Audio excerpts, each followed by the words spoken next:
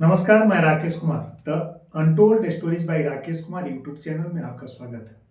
जैसा कि आप जानते हैं कि मैं प्रतिदिन के प्रमुख खबरों पर एक संपादकीय जिसमें लिखे जाने की संभावना होती है या जिस पे संपादकीय लिखा गया हो या लिखा जाना चाहिए, उन विशेष मुद्दों को उस पर एक विश्लेषण के साथ पहले खबरों पर नजर डालते हैं, फिर एक विश्लेषण के साथ आपके समक्ष होते हैं। तो आज जो अखबारों में मेरी नजर गई, लगभग सभी अखबारों में प्रमुख रूप से छपा है। एक है, अमेरिका के लिए कृषि उत्पादों का बाजार खोलने के पक्ष में नहीं है भारत।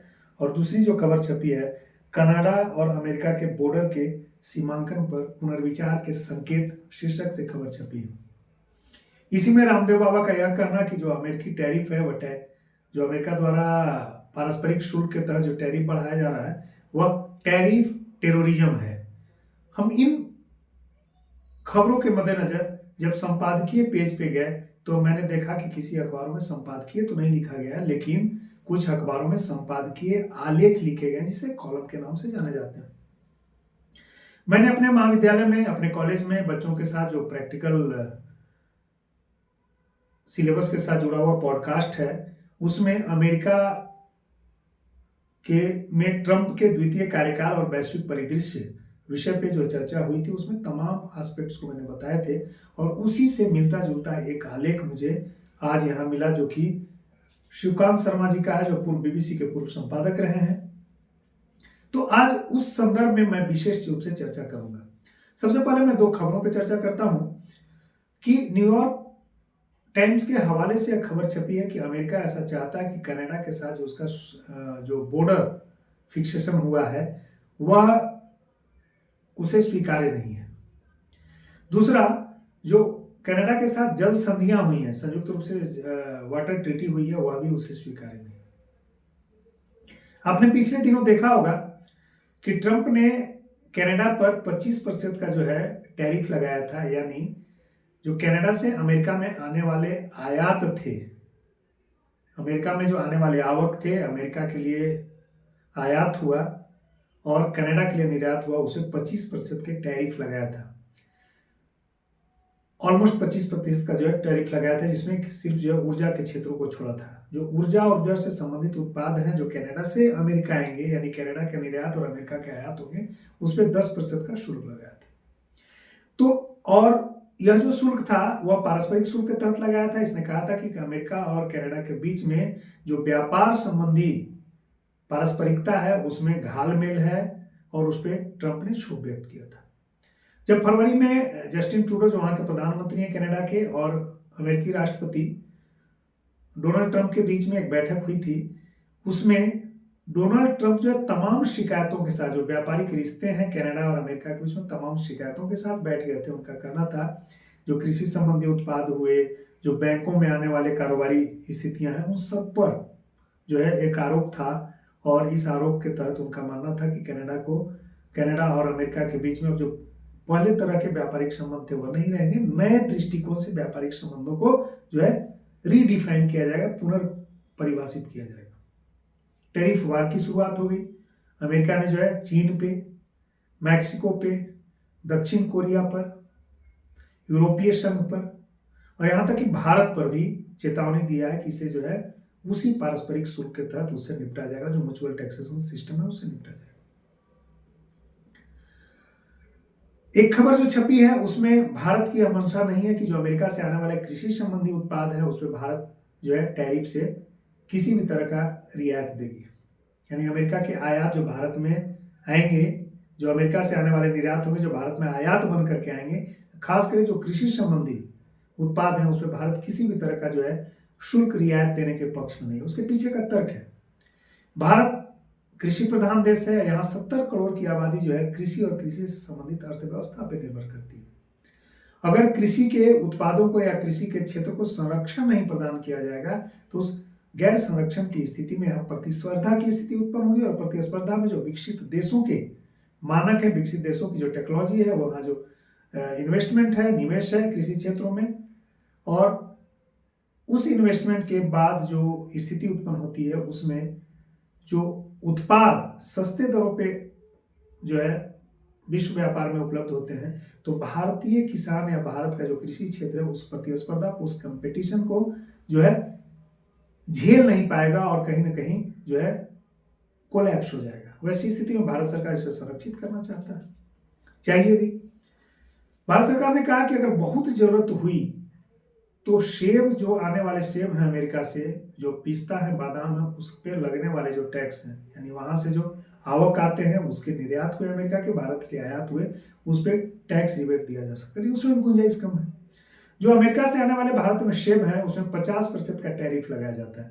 बाकी के कृषि उत्पादों पे जो अमेरिका से भारत आते हैं, यानी अमेरिका के लिए निर्यात और भारत के लिए जो आयात है, कृषि और कृषि से उत्पाद संबंधित जो सामग्रियां हैं, उस पर भारत 100% का शुल्क लगाता है, टैरिफ लगाता है। यानी दाम का 100% लगाने का मतलब जो जिस दाम में वहां से अमेरिका से आ रहा है, भारत में आते हुए डबल दाम पे हो जाता है, जिससे भारत के बाजार में प्रतिस्पर्धा कर पाने में असफल होता है। यही तो दर्द है, यही दर्द है ट्रंप का कि आखिर भारत जो है हमारे निर्यात को क्यों रोकता है या क्यों रोकना चाहता है।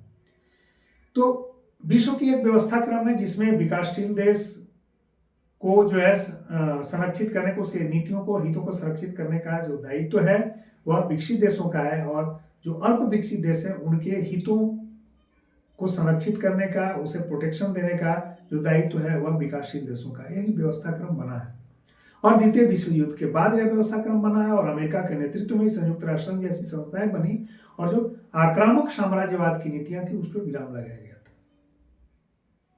भारत अगर जो बाहर के कृषि निर्यात हैं, अगर भारत में आयात बन करके आते हैं, उस पर टैरिफ नहीं लगाता है, अमेरिकी टैरिफ में अगर छूट देता है, अमेरिका के उत्पादों पर उसके टैरिफ में छूट देता है, तो अभी जो है यूरोपीय संघ के साथ फ्री ट्रेड एग्रीमेंट होने वाला है। तो ब्रिटेन भी चाहेगा कि उसके सारे कृषि उत्पाद जो होंगे, यूरोपीय संघ के जो सारे कृषि उत्पाद हैं उस पर जो है शुल्क मुक्त किया जाए। तो ऐसी स्थिति में जो भारत का कृषि अर्थव्यवस्था वह चौपट हो जाएगी। दूसरी तरफ जो ऑस्ट्रेलिया के साथ एफटीए हुआ, फ्री ट्रेड एग्रीमेंट हुआ था, भारत ने ऑस्ट्रेलिया के कृषि और कृषि उत्पाद जो कि वहां के निर्यात के रूप में भारत में आयात बन करके आते हैं, उसको इस क्षेत्र से मुक्त रखा और उसमें टैरिफ की वही व्यवस्था पुरानी, यानी अपने हितों को संरक्षित रखने के हिसाब किताब से जो है टैरिफ आरोपित किया जाता है।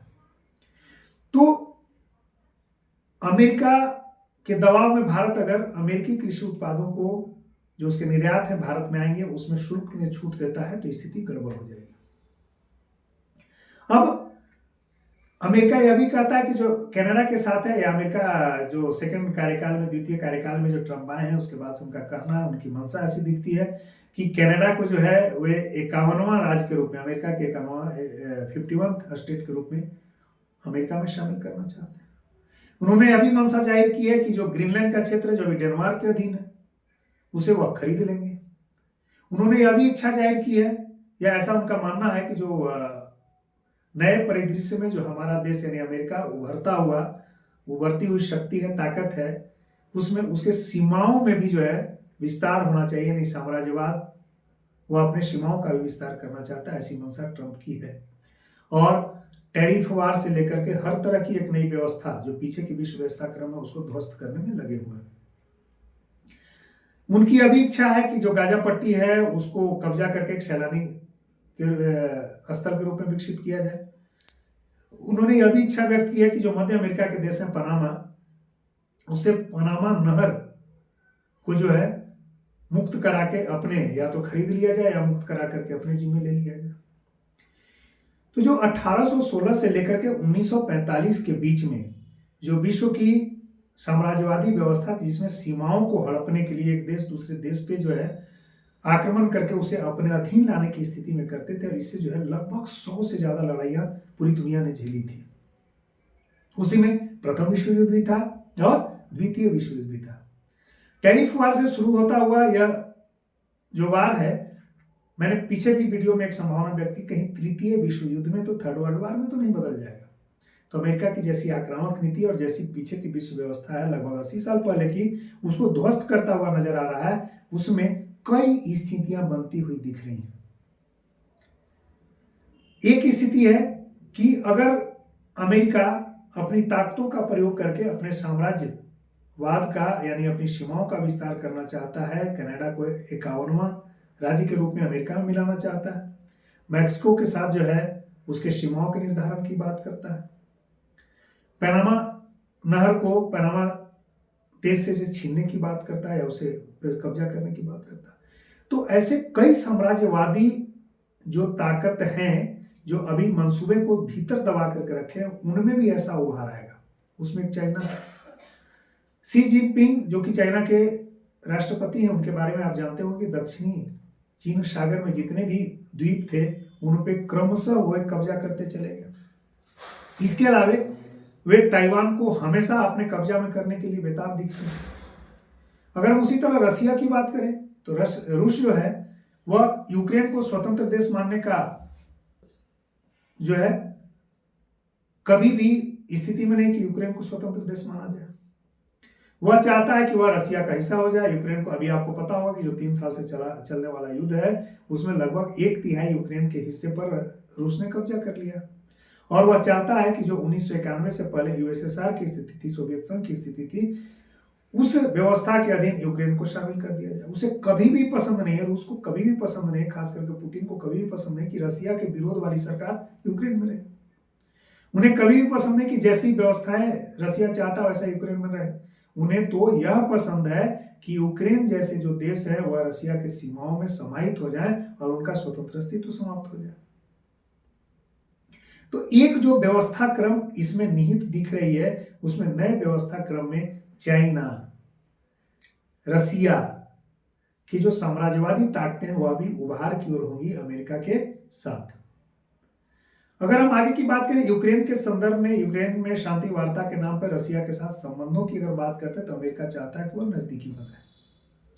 इसके पीछे कुछ जो राजनयिक हैं, डिप्लोमेट हैं, उनका मानना है कि ऐसा करके पुतिन को अपने प्रभाव क्षेत्र में लाना चाहते हैं और चीन के प्रभाव क्षेत्र से निकालना चाहते हैं ट्रंप। लेकिन इसका कोई ठोस प्रमाण नहीं है। अगर वे ऐसा करते हैं तो दक्षिण चीन सागर में जो चीन का प्रभाव है उसको वो कम करेंगे और उससे भारत को भी फायदा होगा। इसके अलावे जो इंडो पैसिफिक और पैसिफिक रीजन है उसमें चीन के प्रभाव को कम करने में मदद मिलेगी। लेकिन इस बात के कहीं ठोस प्रमाण नहीं है कि ऐसा ट्रंप कर रहे हैं, चीन के प्रभाव से मुक्त करा के पुतिन को अपने प्रभाव में लाना चाहते हैं। यानी इस तरह से चीन के साम्राज्यवादी नीतियों को जो है वह नियंत्रण में लाने की कोशिश में करते। अगर ऐसा करते तो भारत के फायदे का सौदा होगा, फायदे की स्थिति बनेगी। अब रही बात चीन के साथ, ट्रंप के साथ एक और खास बात यह है कि ट्रंप जो है व्यक्तिगत जो पसंद और नापसंद है उसको आधार बना करके कूटनीतिक संबंधों को तय करते हैं। ट्रंप को यूक्रेन पसंद नहीं है, जेलेंस्की, खास करके जेलेंस्की पसंद नहीं है, क्योंकि पीछे का जो चुनाव था उस चुनाव में जो हैकर्स काम कर रहे थे, जो अमेरिकी चुनाव के लिए सर्वर्स काम कर रहे थे यूक्रेन में, उसको कब्जा करके उस पर नियंत्रण करके जो है ट्रंप चाहते थे कि उसको इनके हवाले किया जाए। इसके अलावे पीछे के चुनाव में जिसमें ट्रंप और बाइडेन के बीच जो है राष्ट्रपति का चुनाव हुआ था, ट्रंप ये भी चाहते थे यूक्रेन जो है बाइडेन और उनके जो राष्ट्रपति चुने गए थे बाइडेन, उनके बेटे पर जो एक मुकदमा दायर करे। तो वह पसंद और नापसंद भी यह आधार बनता है। इधर पुतिन और ट्रंप एक दूसरे को पसंद करने लगे, तो कुल मिलाकर के पसंदगी और नापसंदगी को आधार बना करके विश्व के व्यवस्था में साम्राज्यवाद और अमेरिका के सीमाओं में पुनः विस्तार करने की स्थिति को तरजीह दे करके, खास करके कनाडा के साथ सीमाओं का जो बॉर्डर है उसका फिर से फिक्सेशन की बात उठा करके, पनामा पर कब्जा की बात उठा करके, मैक्सिको के साथ जो है स्थिति उत्पन्न करके, यह एक ऐसी व्यवस्था को जन्म देना चाहते हैं ट्रंप जो कि विश्व में अब कई ध्रुव स्थापित हो जाएंगे। पहले 2 ध्रुवीय विश्व था, अब यह कई ध्रुवों में स्थापित हो जाएगा, जिसमें अमेरिका, रूस, चीन, नाटो में भी कई टुकड़े हो गए हैं, नाटो में भी कई जो है उभार हो गए हैं, कई तरह का जो है विद्वेष और वैमनस्य की स्थिति आई, कई जो है ग्रुप बन गए। यूरोपीय संघ भी जो है अपने आप में एक कई भागों में बटा हुआ दिख रहा है।